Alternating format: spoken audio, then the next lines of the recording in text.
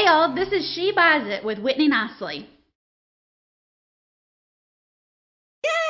Hello, and welcome back to the She Buys It podcast. I have an awesome lady for you to meet today. Y'all are going to just be blown away by her experience and her knowledge and her way of giving back to women that is different than what we usually talk about here on the She Buys It podcast, because we focus on the real estate investing. And this lady has lots of real estate investing experience, but it's not her main passion. It's not her main show. And we'll get to that. But first, I want to dig into the real estate. So I'm going to introduce Dr. Haver, and she goes by Mary Claire, but Dr. Haver professionally. Doctor, say hello, tell us where you are, tell me a little bit about you, and then I'll dig into some of the investing questions. Sure. So Mary Claire Haver, I professionally finished med school, over 25 years ago. It's hard for me to do the math when you get so old. So for years, I was a run-of-the-mill practicing OB-GYN, pretty happy, but, administrative burdens were getting really hard. The hours were getting terrible. I was getting older. I wasn't as resilient with 3 a.m. deliveries and then having to get up and go home and get kids to school and all the mom things and all the wife things. And so it's the juggle that's real, not the struggle. It's the juggle. It was real. And, things are really changing in medicine, and not so much for the better for patients or providers. And I, have a mortgage and have college to pay for, and 2 daughters who, have standards I want to give them. And I was like, I can't keep up this pace in my regular gig. I'm going to burn out. I was burning out, and, stress levels, all of it. I got to do something else. I've got to find some alternative sources of income so that I can cut back on a job that I love, but the hours are killing me. And so that's kind of, you can actually love what you do and have it supplement. And do it on my own terms. Yeah. So I about 5 years ago started putting some feelers out for, what are some other things that I could do. I actually got into direct sales with a skincare company, and didn't really think much about when I signed on, well, we'll see where this goes. And it actually did really, really well. And it taught me how to be an entrepreneur. It taught me a lot about business. It taught me about running a team. At the same time, my husband, who is a very successful engineer in the oil business, we're in South Houston, basically in Galveston. And, he's flying all over the world doing his things. And, he's also looking, we've got to diversify. We are 2 W-2 at that time, and we were paying almost 50% taxes, which I like my street lights. I love paying for the police and the fire department, but my God, we were like, there's got to be a better way to do this. So we started looking at opportunities to diversify our income for protection, because medicine's volatile, the oil field is volatile. And we knew if one of us loses our jobs, we have got to, and show our children there are other ways to do this. For sure.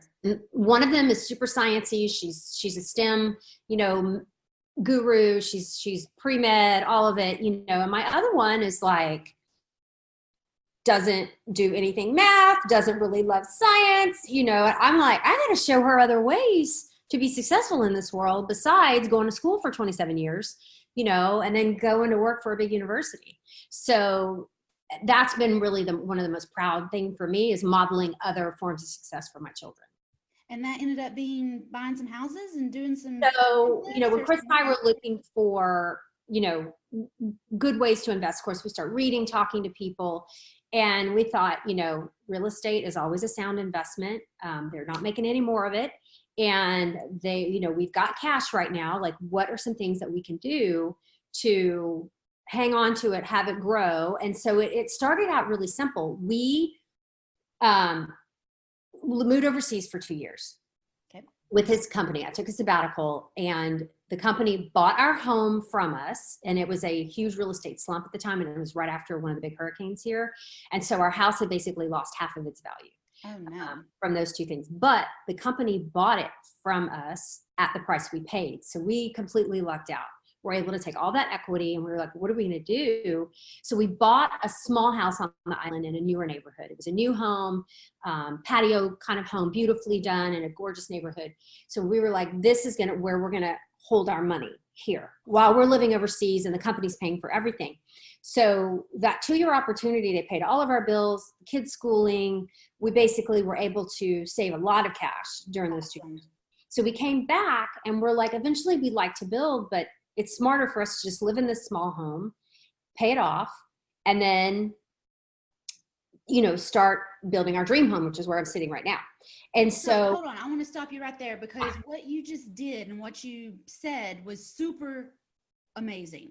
We have this McMansion mentality that if you're successful, you have to have your dream home at all times. But what you did was say, if we downsize and we live kind of skinny for a minute, 4 years, then we can go back to the lifestyle that we want, but we won't have this burden and this dead weight of this big debt. That was exactly our thinking, is no debt. So, or little debt as possible. So we lived in that house for 4 years while we met with architects, planned. We had paid cash for the lot. And my big thing was, I wanted to pay it all off at the time we built. So we were planning to sell that house that we were in. It was probably valued, do we talk numbers here? $300,000. Yeah, bring it on. We love numbers. So we had about $500 in cash that we saved all these years. And so I was like, okay, when we sell the house, then we'll be able to just pay everything off and not have any debt. Well, then when the time came, we were like, wait a minute, this could be rental property. Like, we met with some savvy people who were like, look, this is in a beautiful neighborhood. This is a 1-story building that a lot of people are going to want this. And so that has been such a cash cow for us. Yes. So easy to maintain, such little work. We have lovely people who've lived there. We've had probably 3 renters over the last 5 years, and we own the house outright. And so we didn't take that cash and put it in this house. We went ahead and took the mortgage on a very low rate. And we actually this week paid everything off here. We're done. Awesome. Oh my gosh. Congratulations. Because of my side gigs. Awesome. And that is super important, because you need that free flowing cash flow. Okay. If you've got a mortgage on your rental house, then no matter what you rent it for, you're getting maybe half, but more than likely you're not even covering taxes, insurance, and repairing the toilet. But if you got a new house and you got it paid off, that is just a river of money. It's a creek of money that we can turn into a river of money with the other deals. So now that house is kind of, I feel like it's our security. If whatever hits the fan and the oil, we always have that, and we can sell it at any point, and we've got $320,000 cash right there. Right now it's generating, what are we getting? $2,500 a month rental income, and it's just paying for itself. And we just turn that back, the profit on that back into other rental properties. So now we have 5. You have 5 now? That's awesome. 5 in, what'd you say, 5 years? We have a partner. Yeah, 5 in 5 years. So we have a partner because my husband travels. So it's one of my good friend's husbands. They got together, and they have Islander by choice real estate. And so they find the property, run the numbers, and then do a lot of the elbow grease themselves on the fixing up, or, and then turn around into rental properties. So yeah, 1, 2, 3, 4, 5, and we're looking for another one right now. I love it. And I tell women all the time that there's thousands of ways to make money in real estate. There are lots of women out there in your same position. They're doctors, lawyers, they're accountants, they're professional women with awesome jobs that they just love. And they don't want to do the marketing and the fixing and flipping and the all day, every day, but they want to be involved so they can partner with people doing the other things. And then they get to go see it once or twice a month, once or twice a year, whatever, but they still have that money coming in. And we got that little real estate itch that needs to be tended to. And so partnering is a great way to build your portfolio and not get sucked down in the stuff that you don't want to do. Right. And he's, when my husband's traveling, he's available to do the things that I have no time or desire, like when a toilet breaks or, dealing with a renter issue. So they just flip off. When my husband does a 8 and 28 schedule, so 28 days on, 28 days off. When he's home, he's off. He doesn't work. he runs the rental company.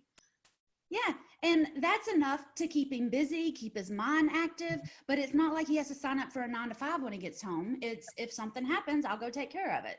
But otherwise, leave me alone and let me rest. Which is awesome. That's that, work-life balance that you and your husband have worked super hard to get to that level. You got to enjoy it too. It's not just all about work, or otherwise we burn out. And it doesn't matter what you're excited about in the beginning. You can do it so much that you can be sick of it. And Yep, right. I mean, I don't want to put words in your mouth, but you're doctoring, and that's great until it wasn't so great anymore. So I got tired. Yeah.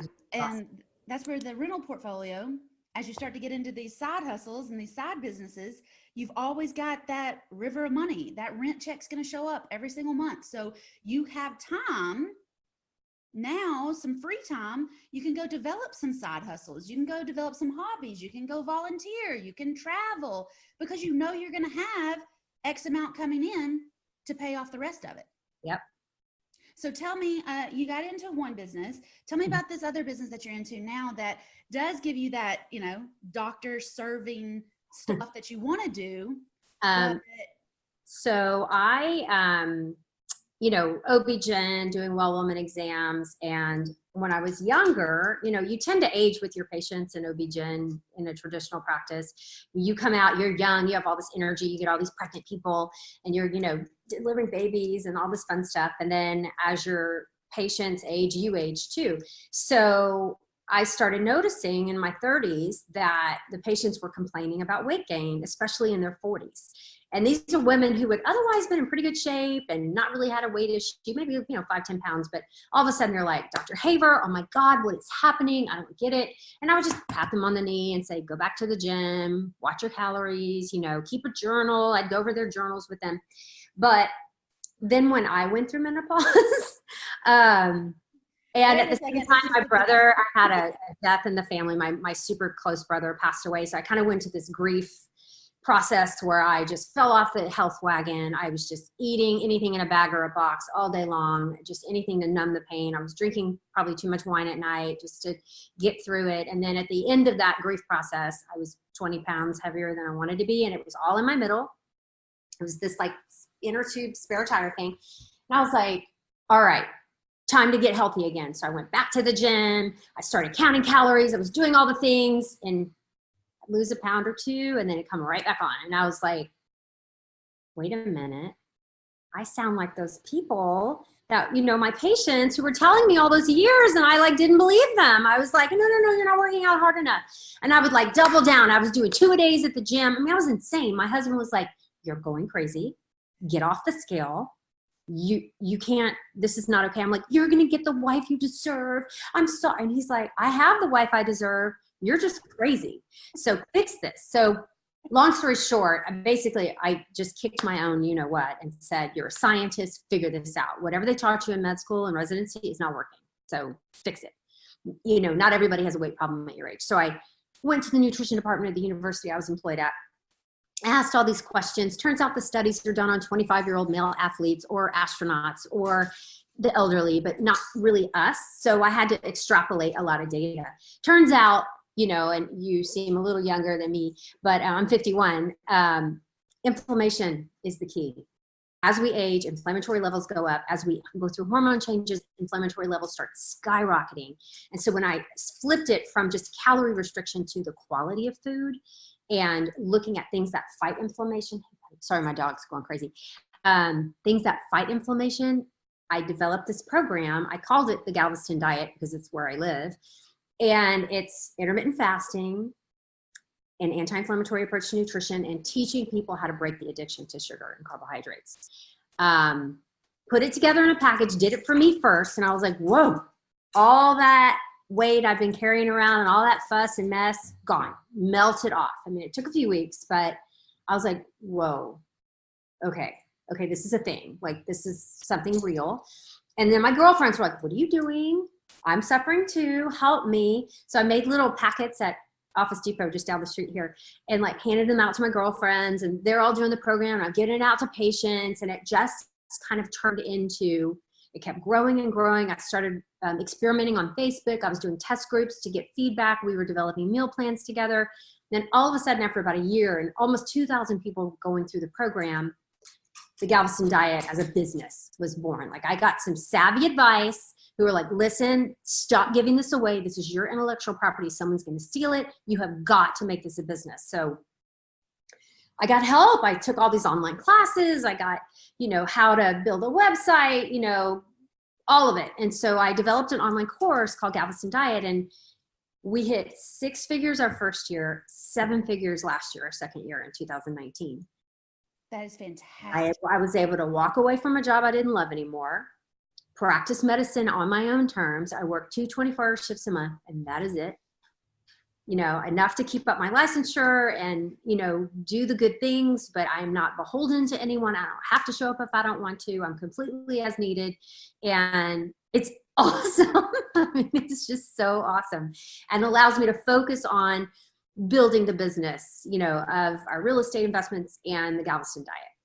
I love that you're focused on women too, because I focus on helping women get their starter portfolio done, get their first houses under contract, get their first rent checks on autopilot. That's what I love to help women do.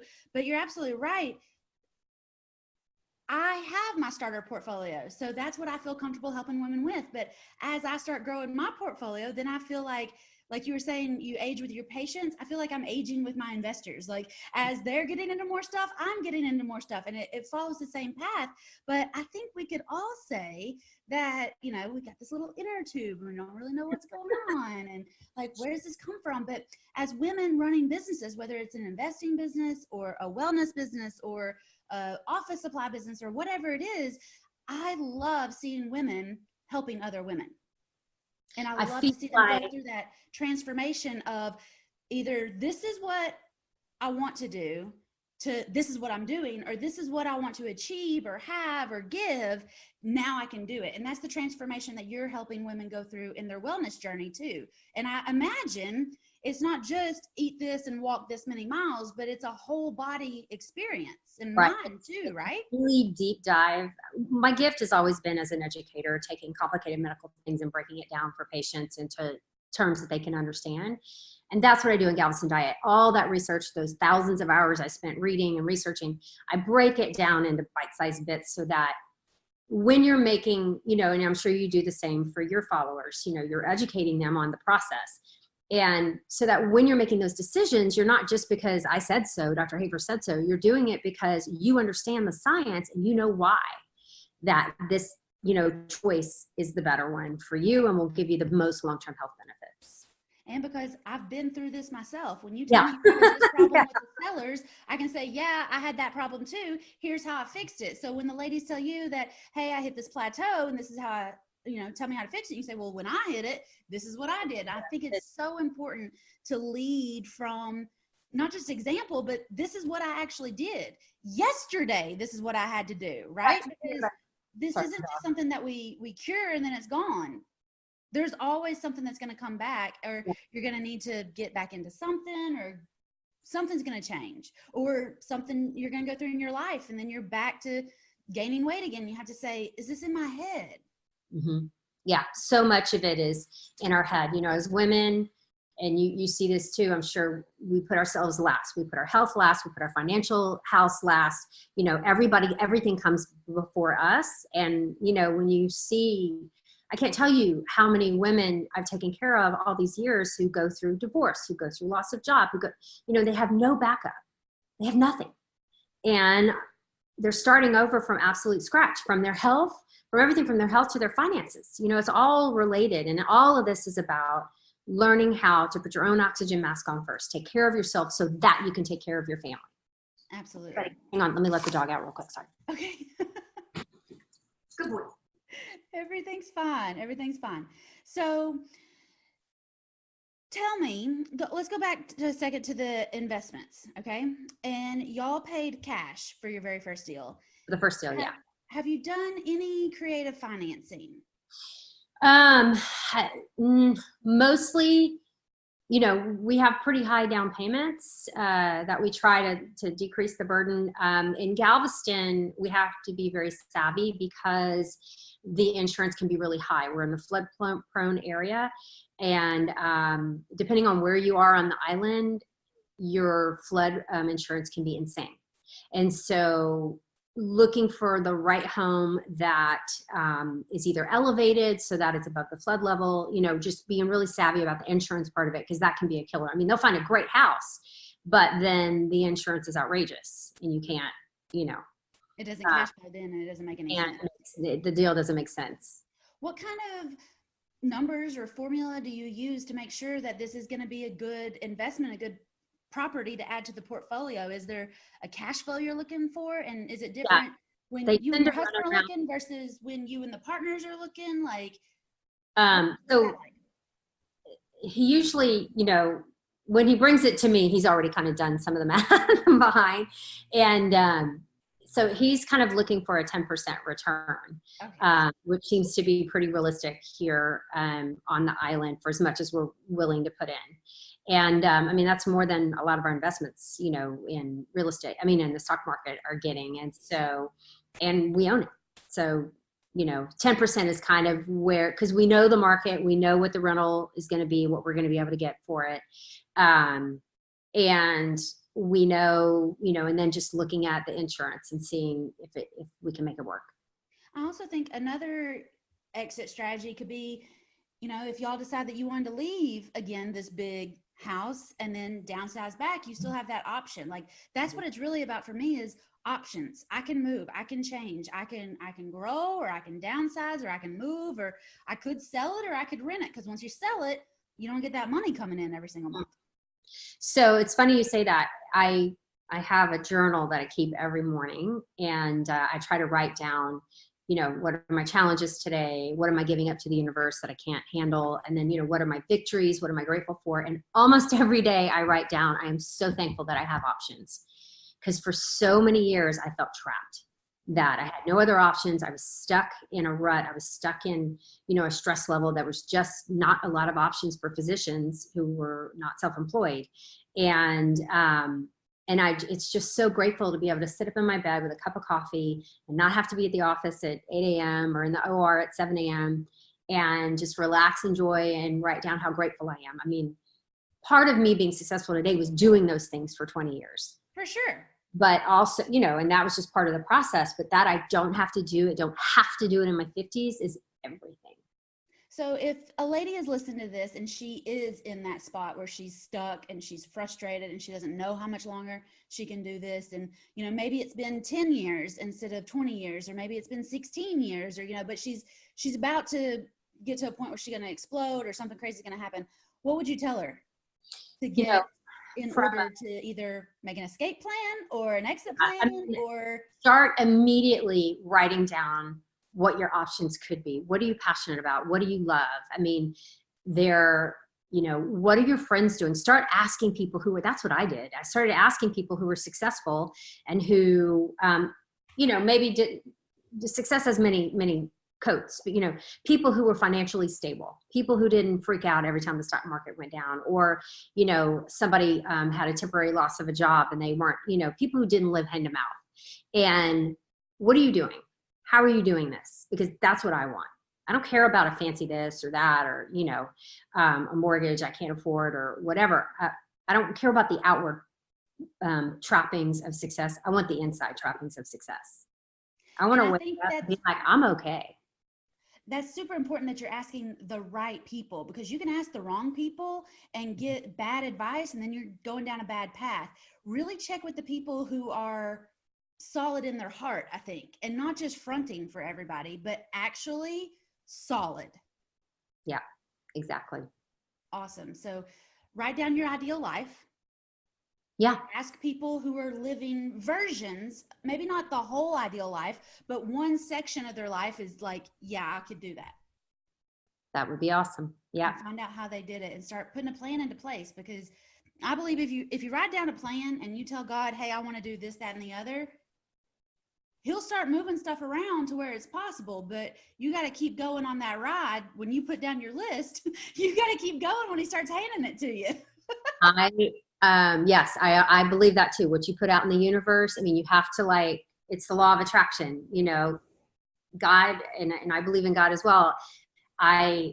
Sometimes hindsight's everything, and like, but I just thank him every day for the life I have now. And just, I heard something the other day that said, if he gives you a gift, even if he gives you half of what you asked for, you got to thank him, because if you give a kid something and they go, well, this is just half of what I wanted, you don't really want to give them the rest of it. But if they say, oh, thank you, I'm so excited, then you want to give them the rest of it. And if you thank God for all the little victories along the way, then he's going to give you way more than you expected. But if you go, oh, this isn't what I wanted, this is the wrong color, this is the wrong size, then he's not going to give you the rest of it. Be grateful, be thankful, and, celebrate. I don't think we celebrate enough. We celebrate at weddings, we celebrate kids until they're 12, but we don't celebrate all the little things. And I encourage my ladies, if you got up the guts to send out yellow letters, if you got up the guts to talk to sellers, if you got up the guts to make 3 offers this week, celebrate the fire out of that. Because if you just celebrate when you close, or you just celebrate when the rent comes in, then you're missing the whole journey here. You're changing your life, you're changing your children's life, but you got to celebrate it all the way through and be thankful that you've done this and believed in, God to bring it to you. Yeah, I love it. Celebrate it. Absolutely. Anything else you want to add? Just, you're not stuck. Health, finances, all of it. There is a way out. There are people who are doing it. Go get advice. Don't feel alone. Don't feel trapped. There's so many people who feel just like you. There are communities out there that you can join. Just, keep moving forward and you'll find your path.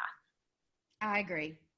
Thank you so much. And if anybody's interested in the Galveston diet, where can they find out more information? So www.galvestondiet.com. It's GALVESTON. And also I have the Galveston Diet on Instagram, the Galveston Diet on Facebook, both a group and a page. Just if you put in Galveston Diet, you'll find me. Awesome. Well, thank you so much for helping women. Thank you for investing in real estate and leading women. Whether you realize it or not, you are leading those women and leading your girls through real estate investing. So thank you for taking all those steps. And thanks for being here. This was great. All right. Have a great day. You too. Y'all don't forget to subscribe to the She Buys It podcast. Check us out on YouTube, Facebook, Instagram, She Buys It, wherever you want to type it in. And I look forward to seeing you, hearing from you next week. Bye, y'all. Oh, perfect timing, huh?